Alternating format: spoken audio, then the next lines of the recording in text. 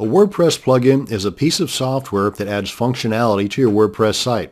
Now this video is going to show you how to locate, add, and activate plugins for your WordPress site. Now to do this, we need to log into the dashboard area of our site, and I've already done that here. If you've not or haven't done so before, just put the URL to your WordPress site up here in the address bar of your browser, follow that by a /wp-admin, hit enter, and then a box is going to pop up asking for your login credentials.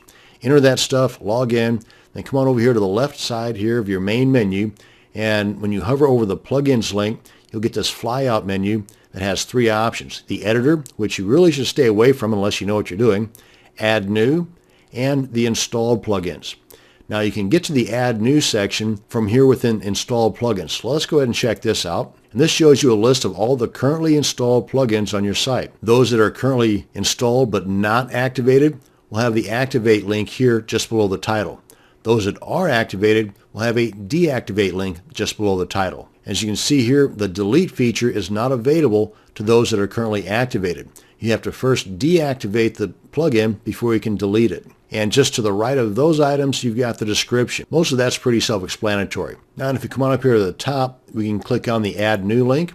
That'll take us to the page where we can add plugins. Now, you can search for plugins several different ways. By just adding the name of a plugin you know of in this search box, click on Search Plugins, and it'll take you directly to the WordPress.org site where all the plugins are at, and then you can just click on the Search Plugins, and that will open up the plugins directory from within the WordPress.org site, but it'll do so all from within your site. You can do the same thing by clicking on Featured, Popular, Newest, or checking out some of those items that are listed under the Popular Tags feature. You can also go directly to the WordPress.org plugins directory and download a plugin that you're familiar with to your site and then use the upload feature here.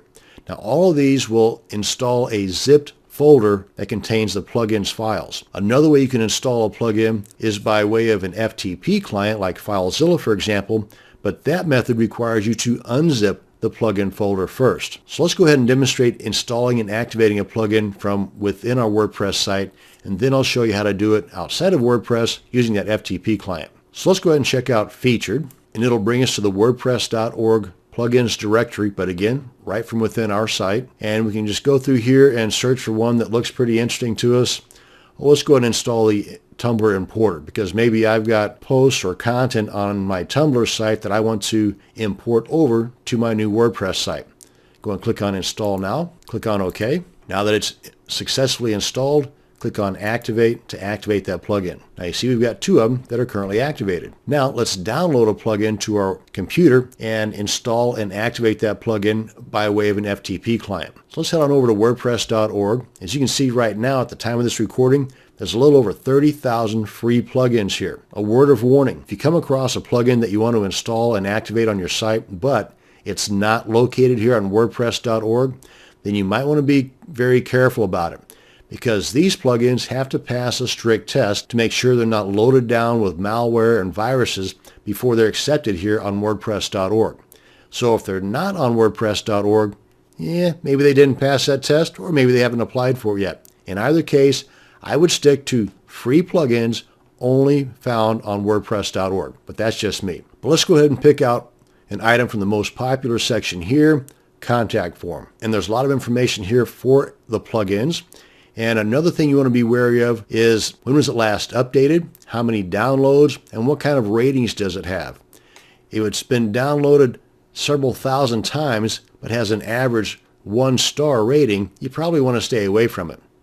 And if it hasn't been updated in several years, another telltale sign you probably want to stay away from it. Let's go ahead and download this to our computer. Navigate to the location on your computer where you want to download it to.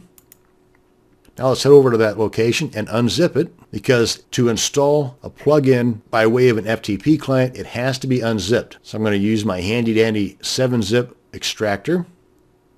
And another thing too, depending upon how you extract these plugins, you want to make sure that what you're uploading to your server through that FTP client is a folder that contains the contents, not a folder that contains the folder that contains the contents. Okay, that folder contains the contents. It doesn't have another folder inside of that one that says Contact Form 7 that then contains the contents. Hopefully that made sense. Anyway, and that's what I'm going to be uploading to my server by way of my FTP client called FileZilla. Now, I've already logged in, and you want to make sure that you're uploading that to the proper directory, and that is inside of your root directory. You'll see a folder titled WP-content. Inside of that is a folder titled plugins. That's where you want to go. That's where I'm at right now. You can see this is the one that we just uploaded by way of our WordPress site, and this is the one I want to upload now. So I'm just going to select that, right click, left click on upload, and it's fully uploaded. So let's go ahead and get on out of here. That's all we need the FileZilla for. Come on back to our site, and let's refresh this page here. And there's the new one that we just uploaded by way of our FTP client. Let's go ahead and click on activate, and now we've got those 3 that are currently activated. Now, if we wanted to delete these plugins, you can do so individually or in bulk. But remember, first we have to deactivate them. So I'm going to select both of those, come up here to the bulk actions drop-down, click on deactivate, click on apply. Then we're going to select those again. I'm going to go ahead and add Hello Dolly to the deletion process. And then come on up here to the bulk action drop-down, click on delete, click on apply. Then you get this warning message. Yes, I want to delete these and the data within them, and there we are. Now, in closing, some people will say that having too many plugins will slow down your site.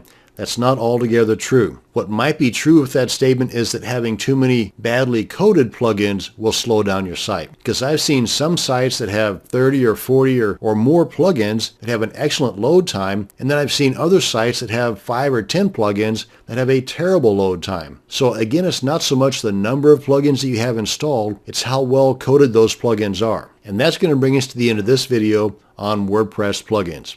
Thanks for watching, and you have a great day.